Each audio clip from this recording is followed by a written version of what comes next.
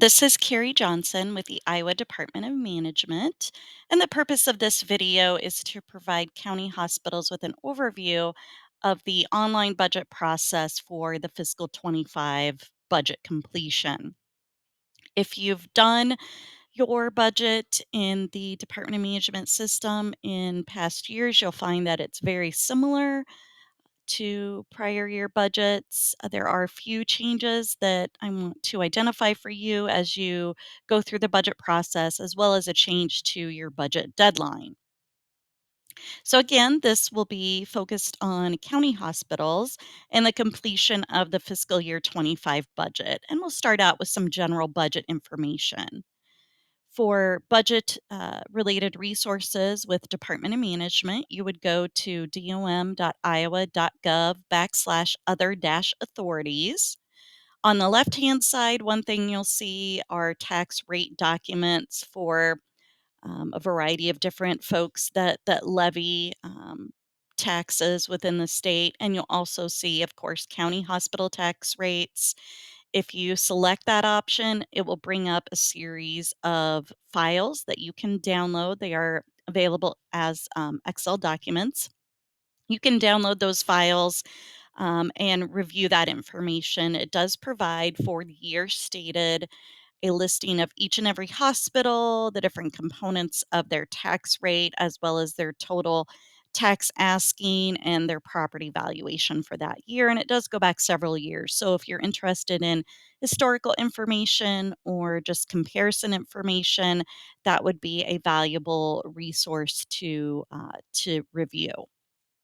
The Department of Management's role in the budget process is that we provide the forms, including the web based forms, as well as instructions and technical assistance for all those local governments that complete budgets on an annual basis. And that does obviously include the county hospitals. I'm going to take a few moments just to go over the budget deadline. Um, you are required to publish notice of a public hearing not less than 10, no more than 20 days prior to the date of that hearing. You hold the hearing, your board would adopt the budget. You certify that budget with the county auditor by April 30th, so that is a change for the fiscal 25. Department of Management compiles all the local government budgets. We review and then we certify and finalize tax rates back to the county auditor by June 15th. And we also provide them with consolidated tax rates by tax district. Your county auditor prepares the tax rates for the county treasurer and provides that documentation to the county treasurer so they can then prepare tax statements for property tax owners. And of course, that tax is due September 30 and March 30 of each year. So that's our general time frame for how we get from levying that tax to it actually being charged to taxpayers and collected by the county treasurer. This chart simply lists an overview of the different rates that are available to county hospitals, as well as their Iowa Code authorization reference. And this is also included in your instruction documents if you're interested in reviewing those at any greater detail. So, the first thing, of course, to discuss is the general tax levy. There are three types of hospitals operating under three different sections of code within the state.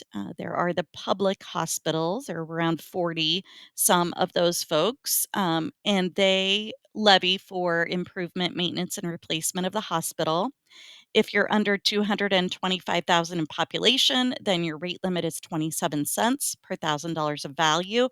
If you're over 225,000 in population, then your rate limit is $2.05. So, of course, that applies only to Broadlawns at this point. Revenue Hospital, they levy in the general for the operation, maintenance, and funded depreciation of the hospital and have a rate limit of $1.08. And a memorial hospital, under that specific section of code, has no property tax levy itself. And of course, the general fund is the important fund. It's your general operating fund. under which most of your expenditures occur. Hospitals also have a FICA and IPERS tax levy available. There is no specific rate limit. It is the amount necessary and limited in purpose. The general fund levy rate must be at the maximum in order to utilize the FICA and IPERS tax levy. And no expenditures are shown in the FICA and IPERS funds. You bring those dollars into the FICA and IPERS funds and then transfer them to the fund with the salary expense. So, of course, the general fund. And again, you're levying for the employer share of the FICA and IPERS cost for employees.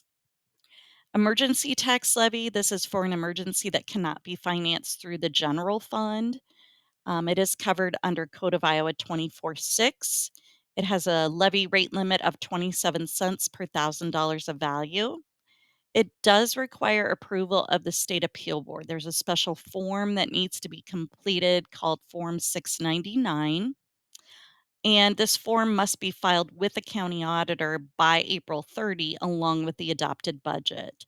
So essentially, how it would work is you would include your emergency levy in the budget, hold your hearing on the budget, including that emergency levy amount up to 27 cents. But then the budget and the special form would be filed to the county auditor by April 30. The county auditor would provide that information to the State Appeal Board, and the State Appeal Board would review to determine whether or not you can retain that emergency levy within the budget or if it's struck. And then once those funds are brought into the emergency fund, then those funds, those dollars must be transferred from that emergency fund to be spent. So they would be transferred to the general fund, for example, to be spent. Unemployment tax, again, that's to pay the cost of unemployment benefits, whether it be for claims or to participate in the system. There is no rate limit, but it is only the amount that's necessary for the cost of that coverage. Ambulance tax levy, this is for purchasing, leasing, equipping, maintaining, and operating ambulance services. It's only for when such services are not otherwise available. So if there are several entities within your county providing ambulance service, this is not an option as far as levy goes for the county hospital. It does have a rate limit of 27 cents. Tort and other insurance tax levy, this is to pay the cost of tort liability, whether that be judgments or the cost of the coverage itself. And then it's also expanded to include all insurance necessary and prudent to the operation of the hospital. So this is really referring to not only tort insurance, but other insurance coverage that a hospital would need. There is no rate limit, but again, it's the amount necessary and it's limited in purpose. Debt service tax levy, it's for the payment of qualified outstanding debt. There's a long-term debt schedule within the budget forms that must be completed. Debt service in general has no rate limit. It is the amount necessary to pay the fiscal year's debt, and it is limited in purpose. This is not typically used by hospitals. They usually issue revenue debt, so this really doesn't typically apply, perhaps in the initial creation of the hospital, but not in ongoing service.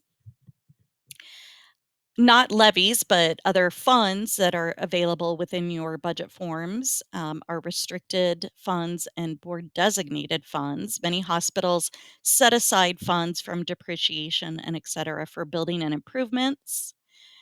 You do need to account for all funds, and to distinguish these funds from other restricted funds, a board designation can be established just sort of to set those aside, and money may be transferred from this fund to other funds by board resolution. Okay, so I want to give a few moments to talk about some of the changes for the fiscal 25, or just sort of some of the things to be aware of as you budget for your fiscal 25. Property tax replacement. So there used to be a program that was a credit against levied taxes called the Business Property Tax Credit. And it was a program for which you, as a levy authority, would receive dollars from the state through your county treasurer. That program went away, but it was replaced with something conceptually similar. They sometimes call it a two-tier program, two-tier rollback, replacement, etc. It is actually a replacement, so it's a reduction of value similar to what commercial and industrial was. So it's a reduction of value that then the state is replacing. So when you budget for this two-tier replacement that replace the business property tax credit program, it would be budgeted under other non-tax revenues and replacements. Fiscal 24 was the first year that you received funding from the state for this program instead of receiving funding for the business property tax credit program. So just sort of be aware of that. And if you want to budget for what you may receive in fiscal 25 from that program, you could take a look at what you received for the first half 24 payment as a way to help estimate what you might receive in 25. I touched on the commercial and industrial replacement program. This is a program that is being phased out over a number of years, and we have estimated the future commercial and industrial replacements throughout the phase out. So if you're interested in what you can potentially expect to receive in 25, this is where you would go. A couple other changes that impact your fiscal 25 budget are changes to a few exemption programs that the state has for property owners. These changes were made as a result of the passage of House File 718. One of the things that was implemented is a new homestead exemption. You may be aware that property owners in the state of Iowa for a number of years has had a homestead credit. Um, Pretty much anyone that owns a home can receive a credit against levied taxes on the property tax for that home. What they did in this last legislative session is add a homestead exemption, and this is for individuals 65 and over. So for fiscal 25, so the budget that we're working on, those individuals receive a property valuation exemption, so a reduction in their taxable value of their property of 3250, and it does increase to 6500 for fiscal 26 and beyond. So this essentially what we're saying is you're going to see this program would result in a reduction in the taxable value within your community, and there is no state replacement revenue for the exemption. Military exemption. This program has been in place for a number of years at a property valuation exemption of 1852. This last legislative session, they increased that to 4,000 for fiscal year 25 and after. And this exemption used to receive funding, and now it will no longer be funded by the state in any amount beginning with fiscal 25 and forward. So these two items are just a heads up to make you aware that there may be a reduction in your taxable value as a result of these two programs, and they are both effective for fiscal 25. The other thing to mention is that your budget deadline has been extended to April 30.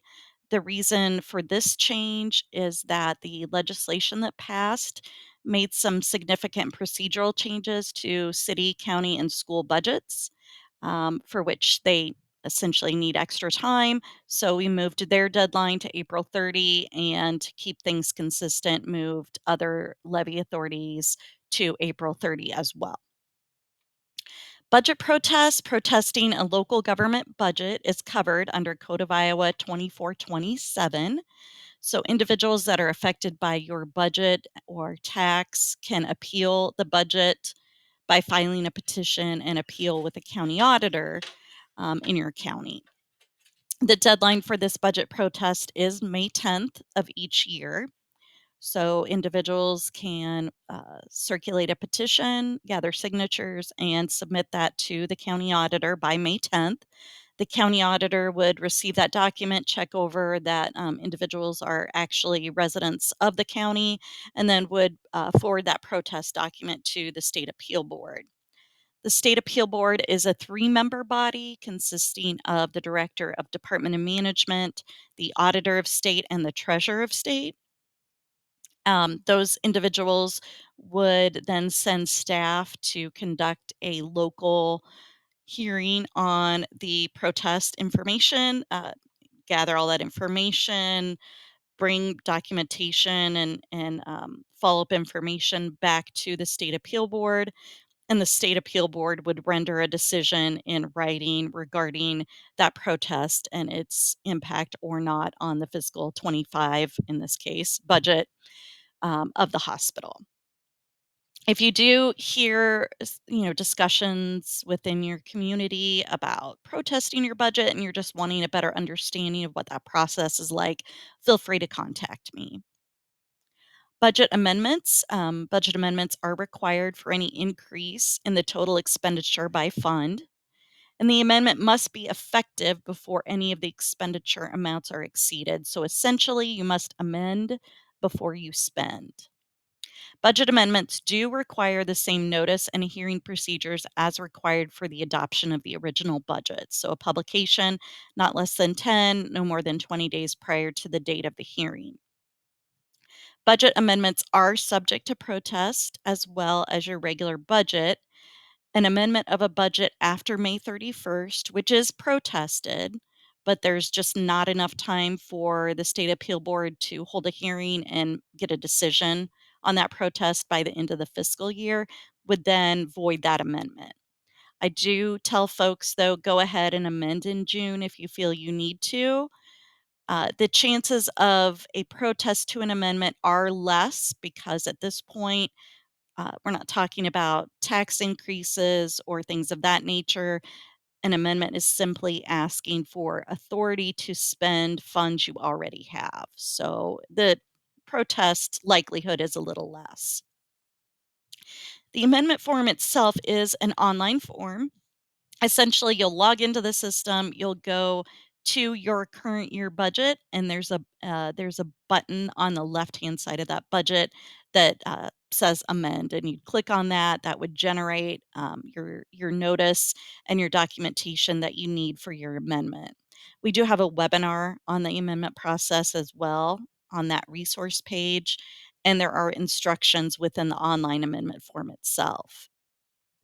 So at the end here, we'll take a few moments just to provide an overview of the online budget system. If you accessed the system last year, your login should transfer from last year to this year. So you should still have access. If you have someone that needs access that does not have it, send me an email. I will send them instructions on how to get an Enterprise A&A account. They will send me their account ID, and then I will provide them with access to your particular budget. When you're using the system, if you use the tab key, it will move between the cells that you can enter data into. You can also use the arrow keys. Ending fund balances are produced for you in the system, and they are produced by subtracting expenditures from the sum of beginning balance and other revenues, right? As you move within a page, the cell you are in is highlighted and your column and row do show a green highlight just to help you navigate within the system. When you're ready to work in the system, you would go to the DOM website, dom.iowa.gov, select local government, and then other authority resources from the drop-down menu. And the other authority resources page does have a variety of pieces of information for you, training, etc. To access the online budget system itself, you'd go to this area and select Access System. Once you click, you'll go to the home page of the system, and you'll see a listing of counties and their status. What this refers to is to whether or not the county has filed their valuations for the budget year that you're going to be working on. So it's just a quick way to know whether or not you can go into the system and expect value to be populated into your forms. To begin your budget, you would click the login information on the top left. That's going to bring up this blue box where you enter your enterprise ANA account ID and password. For the budget screen, so essentially the main part of your screen, you'll see your new fiscal year 25 budget as well as current year budget and all other recent budgets that will be displayed. To get into your current year, or excuse me, to get into work on your budget forms, you click the edit button. If you have your fiscal 24 budget and you know you need to amend it, you click on the amend form. Once inside the budget, you see the tabs across the top, and they essentially represent the different funds as well as different pages that need to be completed, including the public hearing and the adopted budget summary. Each and every fund includes within it a revenue and expenditure tab. So you would need to complete both a revenue and expenditure tab for any of those funds that you're going to be using. And you do need to complete 3 years of data. So statutorily, you're required to report on the current year, the actual year that has ended, the current year that we're in, and then your proposed budget year. Once those 2023 valuations are filed by your county, again, those valuation figures that you need to calculate your tax rate will be populated into the forms. Until valuations are filed, or if the county auditor happens to unfile value, for instance, to make a correction or a change of some sort, you would see the following notice on the top of your budget forms. And this is just telling you that if there is valuation in your budget form that's populating in there, it may not be in final status. There may be a change to it. So it's just making sure that you're aware of that potential. The adopted budget summary page is primarily populated by information you complete on other pages of the form, but this is where you go in and you input your tax asking. And then your tax rate is calculated by the system. Again, in our system, if it's a blue cell, then it is a cell that you can enter. If it's a white cell, then you either can't enter it, or it's a summary of other data. There's a formula there, or it's pulling from another source, etc. So blue cells you can type into, white cells you cannot. Budget actions, once in the budget, you can check errors, you can save, you can print at any time. You can print either the full budget at any time, but we did also a year or two ago add the option to print only the current tab. So if you're working on a particular page and you just want to print it out and take a look at it, you can print only the current tab if you would choose. Upon proposing your budget for publication, you can also print only the publication notice.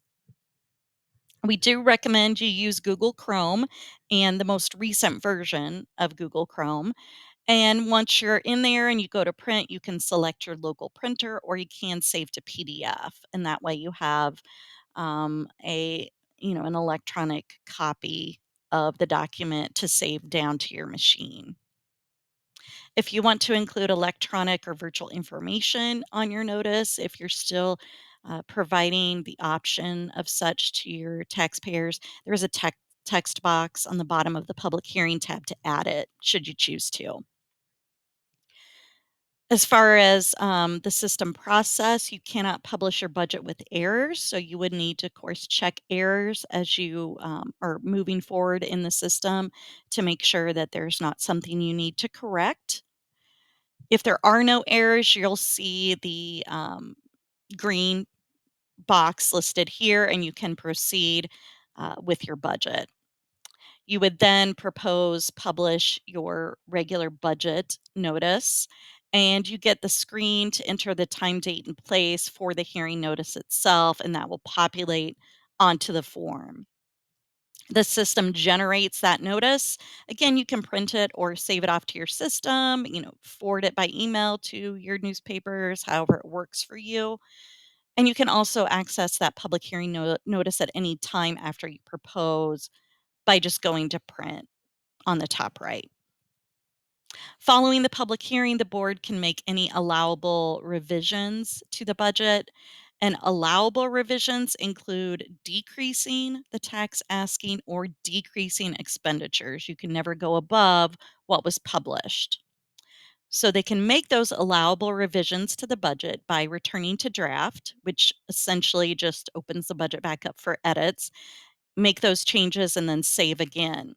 The budget is again proposed published using that original publication date, unless for some reason you're republishing again. And then it's ready for the next step. If there are no revisions, no further revisions are needed, you just click adopt, and you're going to enter your adoption date in this box and then select adopt. At that point, once your budget is adopted in the online system, you will file the following documents with your county auditor. You need the proof of publication from your newspaper for that budget notice that you published. And you also need a signed adopted budget and supplementary pages, that hard copy for your county auditor to review. If at any point you have questions regarding the fiscal 25 budget process, please feel free to contact me either by email or by phone. Thank you.